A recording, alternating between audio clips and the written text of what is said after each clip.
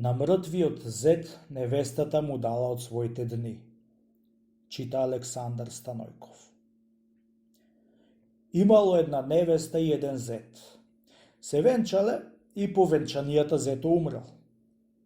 Анđело му ја зеде душата и гледа невеста и плачи во одајата во ќошо со венецо на глава. Ојт анđело со душата при Господ и му вели: "Што сторивме, Господи? Како бидува така да земиме душата на зето? А невестата му седи во ќош со венец на глава и плачи. Што сторивме? Жало и не се гледаат." Тога и му рече Господ: толку му беше веко, што да правам? Оди прашај го татко му, ако му даат дните негови, душата однеси му ја. Појде кај татко му и му вели: "Му дааш дни од твоите да сидат и да стадит?" Татко му рече: "Не можам да му давам, како ќе му давам од моите дни?" Пак отиде кај Бога анđело. "Не можам да давам, како ќе си давам дните, вели татко му Господи."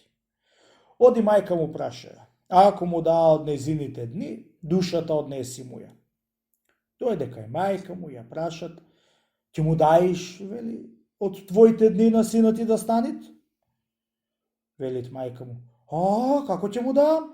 Моите дни не можам да му и дам." Па оди анđело: "Не да ти мајка му Господи, не дам од моите дни, ко можам, вели, да му дам." Оди уште невестата прашаја: "Ако му даа од незините дни, однеси му ја душата." Дојде кај невестата анđело и ја прашат: "Ќе му даеш невеста од твоите дни на момчето, ќе ти станет?" Невестата си стојала како што ја венчале во одајата, во еден ќош со венецо на глава и си плакала пред зето спрушен.